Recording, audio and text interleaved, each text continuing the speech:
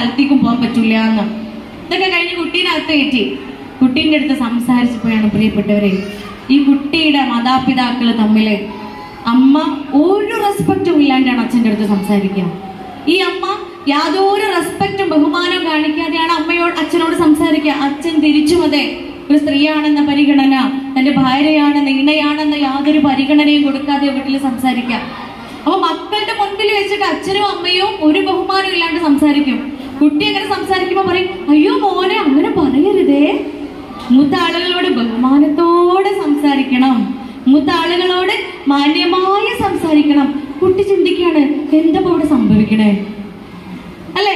ഉപദേശിക്കാൻ എളുപ്പാ അല്ലെ? എനിക്ക് മൈക്കും പിടിച്ച് നിങ്ങളോട് ഇങ്ങനെ പറഞ്ഞു തരാൻ എളുപ്പാ, പൊരേ പോയി ഇംപ്ലിമെന്റ് ചെയ്യണമെങ്കിൽ കുറച്ച് ബുദ്ധിമുട്ടാ അല്ലെ? പൊരേ പോയി അത് പ്രാക്ടിക്കൽ ആക്കുമ്പോഴാണ് പ്രിയപ്പെട്ടവരെ നമുക്കത് ആസ്വദിക്കാൻ പറ്റുക. ഉപദേശം അല്ല വേണ്ടത്. ഉപദേശം കൊണ്ടോ ഗുണദോഷം കൊണ്ടോ ഒരു കാര്യമില്ല. നമ്മള് പറഞ്ഞു കൊടുക്കുന്നതിന് പകരം പകർന്നു കൊടുക്കാൻ വേണ്ട മക്കൾക്ക്. ഒരു കണ്ണു പഠിച്ചോളും. അതാണ് നമ്മുടെ ഇന്ന് നമ്മൾ വളർത്തുന്ന നിങ്ങളുടെ ഓരോരുത്തരുടെയും കുഞ്ഞുങ്ങൾ. 6 വയസ്സിന് മുമ്പേ ഉള്ള കുഞ്ഞുങ്ങളൊക്കെ ഉള്ള മാതാപിതാക്കൾക്ക് എന്തൊരു ക്ലാസ് കൊടുക്കണം എന്നതിന്റെ പ്രാധാന്യം. ഒരു കുഞ്ഞ് ആരാവണം എന്താവണം എന്ന് തീരുമാനിക്കുന്ന 2 ഘടകങ്ങളാണ്.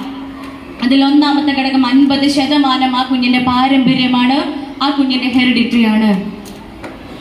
ബാക്കി വരുന്ന 50% ആ കുട്ടിയുടെ ചുറ്റുപാടാണ്. ആ ചുറ്റുപാടിൽ 7 വയസ്സ് വരെ മാത്രം വളരുന്ന തലച്ചോറുമായിട്ട് ജനിക്കുന്ന നമ്മൾ ഓരോരുത്തരും 7 വയസ്സ് വരെ കുഞ്ഞിന്റെ ചുറ്റുപാട് ആരാ? അയലോക്കക്കാരല്ലല്ലോ, നമ്മൾ ഉമ്മയും വാപ്പയാണ്, മാതാപിതാക്കളാണ്, വീട്ടിലുള്ള മനുഷ്യരാണ്. അതുകൊണ്ട് 7 വയസ്സ് വരെ കുഞ്ഞ് കേൾക്കുന്നതിന് അടിസ്ഥാനത്തിലാണ് കുഞ്ഞിന്റെ ബിലീഫ് സിസ്റ്റം വളരുക. ഈ ചെറിയ കുഞ്ഞിന്റെ തലച്ചോറിന്റെ വളർച്ചയ്ക്ക് ഉണ്ടാവുന്ന ആ ഒരു അവസ്ഥയെ നമ്മൾ പറയുന്ന പേരാ ബിലീഫ് സിസ്റ്റം.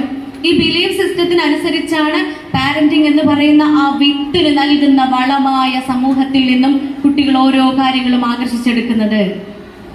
കുറച്ച് കഴിയുമ്പോൾ ഒരുപക്ഷെ 6-7 വയസ്സ് വരെ നമ്മളെ കൂടെ ഉണ്ടാവും. അത് കഴിയുമ്പോൾ കൂട്ടുകാരിലേക്ക് എത്തും, സ്കൂളിലേക്ക് എത്തും, അധ്യാപകരെ കേൾക്കുകയാണ്, അധ്യാപകരെ അനുഭവിക്കുകയാണ്, കൂട്ടുകാരിലേക്ക് എത്തുകയാണ്. അതുകൂടെ കഴിഞ്ഞ് വരുമ്പോൾ കൂട്ടുകാരോടുള്ള ബന്ധം കുറച്ചും കൂടെ കൂടും. നമ്മൾ പറയുന്ന കാര്യങ്ങളെക്കാളും അവര് പ്രാധാന്യത്തോടെ കാണുക എന്തിനാ? കൂട്ടുകാരൻ എന്ത് പറഞ്ഞു, കൂട്ടുകാരി എന്ത് പറഞ്ഞു.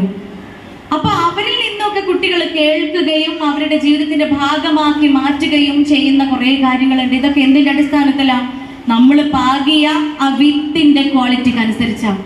ഏറ്റവും നല്ല ക്വാളിറ്റിയുള്ള വിത്താണ് നമ്മൾ പാരന്റിങ്ങിലൂടെ മക്കൾക്ക് നൽകിയത് എങ്കിൽ ഏറ്റവും നല്ല കാര്യങ്ങളെ സമൂഹത്തിൽ നിന്നും അവർ സെലക്ട് ചെയ്തെടുക്കുള്ളൂ. അതല്ല, ഏറ്റവും മോശപ്പെട്ട വിത്താണ് പാകിയതെങ്കിൽ ഏറ്റവും മോശപ്പെട്ട കാര്യങ്ങൾ മാത്രം സെലക്ട് ചെയ്തെടുക്കും സമൂഹത്തിൽ നിന്നും. അത്രയേറെ പ്രാധാന്യമുണ്ട് പാരന്റിങ്ങിന്. അതുകൊണ്ട് പ്രിയപ്പെട്ടവരെ, ഹെറിഡിറ്ററി 50% വരുന്ന പാരമ്പര്യം ഹെറിഡിറ്ററി അല്ലെ? എന്താ പാരമ്പര്യം? എന്താ നമ്മളൊക്കെ ആരാവണം എന്താണെന്ന് തീരുമാനിക്കുന്ന 50% വരുന്ന പാരമ്പര്യം. എന്താ പ്രിയപ്പെട്ടവരെ, എന്റെ പാരമ്പര്യം ആരാ? മാതാപിതാക്കളാണ്. എന്റെ അമ്മയും അച്ഛനുമാണ് എന്റെ പാരമ്പര്യം. അമ്മയിലും അച്ഛനിലും ഒതുങ്ങുമോ? പിന്നെ വെല്ലിമ്മയും വെല്ലിപ്പാലും നിന്നുവോ? പിന്നെ ഓരോ വല്യമ്മയും വല്ലിപ്പയും പിന്നെ കഴിഞ്ഞോ? അല്ലെങ്കിൽ അത് എത്ര പോകും?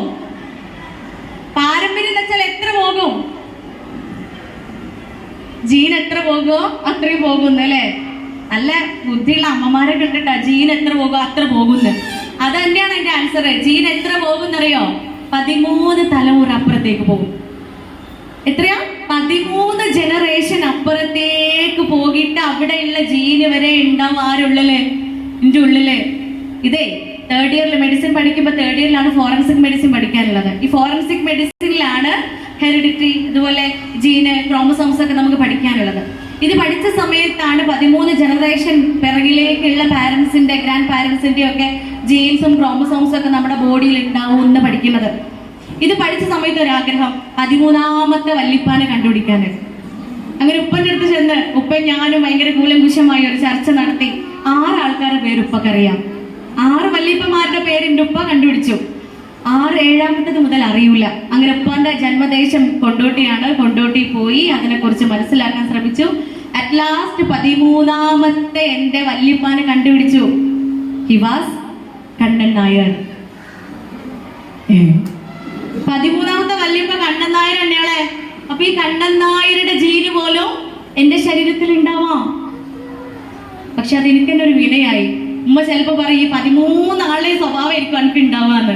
ഗതിയിടുമ്പോഴേ നമ്മള് പറയില്ല ചിലപ്പോ കുട്ടികളോട് ഈ 13 ആളുടെ സ്വഭാവം ഉണ്ടാവുമായിരിക്കും എനിക്ക് എന്ന്. അതുപോലെ എപ്പോഴും 33ാമത്തെ വയസ്സിൽ ഞാൻ കേൾക്കുന്നുണ്ട് എന്ന് അർത്ഥം. അപ്പൊ പ്രിയപ്പെട്ടവരെ, പാരന്റിങ് ഒരിക്കലും അവസാനിക്കുന്നില്ല. ഇന്നും നമ്മുടെ അമ്മമാര് നമ്മളെ വിളിക്കൂലേ രാവിലെ, ഇല്ലേ? കുഞ്ഞെ മരുന്ന് കുടിച്ചോ, കുഞ്ഞെ ജോലികളൊക്കെ ചെയ്തോ? ഈവൻ എന്ത് പറയണം, എന്റെ ഉമ്മ എന്നും എന്നോട് ചോദിക്കും ഈ കുളിച്ചിട്ടില്ലേ എന്ന്. ഇപ്പോഴേ 33 വയസ്സായിട്ട് ഇപ്പോഴും ചോദിക്കും എന്നും കുളിക്കലില്ലേ, എന്നും പല്ലേക്കലില്ലേ. ഞാൻ ചോദിക്കും ഉമ്മച്ച ഞാനൊരു ഉമ്മയില്ലേ, 3 കുട്ടികളെ വളർത്തുന്നില്ലേ, നിങ്ങൾ എന്താ ഇപ്പോഴും എന്നോട് ഇതൊക്കെ ചോദിക്കണേ? അപ്പൊ ഉമ്മക്ക് നമ്മള് വലുതാവോ? ഇല്ല അല്ലെ? നമ്മുടെ മാതാപിതാക്കൾക്ക് നമ്മുടെ വലുതാവാത്ത പോലെ നമ്മുടെ മക്കള് നമുക്ക് വലുതാവരുത്. അപ്പൊ ഈ 50% വരുന്ന പാരമ്പര്യത്തിന് ജീന് നമുക്ക് ഒന്നും ചെയ്യാൻ കഴിയൂല. അത് അങ്ങനെ ഒരു കിട്ടല്ലാണ്ട് നമുക്ക് അതിലൊന്നും ചെയ്യാൻ സാധ്യമല്ല. പക്ഷെ ബാക്കി വരുന്ന 50%, ബാക്കി വരുന്ന 50% മുഴുവനായും ആര് കയ്യിലാ? എന്റെ മക്കളുടെ റിമൈനിങ് 50% 100% എന്റെയും എന്റെ നൗഷാദുക്കാന്റെയും കയ്യിലാണ് പ്രിയപ്പെട്ടവരെ. അല്ലെങ്കിൽ എന്റെ പുരയിലുള്ള എന്റെ കുഞ്ഞുങ്ങൾ കേൾക്കുകയും കാണുകയും അനുഭവിക്കുകയും ചെയ്യുന്ന മനുഷ്യന്മാരുടെ കയ്യിലാണ്. അത് മനോഹരമാക്കേണ്ട ബാധ്യത ആർക്കാ? അത് നമുക്ക് തന്നെയാണ്.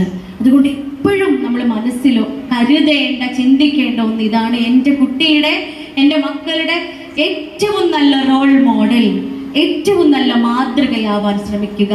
എന്റെ കുട്ടി ആരാവാനാണ് ഞാൻ ആഗ്രഹിക്കുന്നത് അതുപോലെ ഞാൻ ആവുക. അവൻ ഏറ്റവും വിനയമുള്ള ആളാവാൻ ഞാൻ ശ്രമിക്കുമ്പോ നമ്മൾ കാണിച്ചു കൊടുക്കണം എന്താണ് വിനയമെന്ന്. എന്റെ കുട്ടി ഏറ്റവും കാരുണ്യമുള്ള മനുഷ്യനാവാൻ ഞാൻ ആഗ്രഹിക്കുമ്പോ ഞാൻ കാണിച്ചു കൊടുക്കണം എന്താണ് കാരുണ്യമെന്ന്. എന്റെ കുട്ടി ദേഷ്യമില്ലാത്ത, വളരെ വിനയമുള്ള സ്വഭാവമുള്ള, വളരെ ലളിതമായ സ്വഭാവം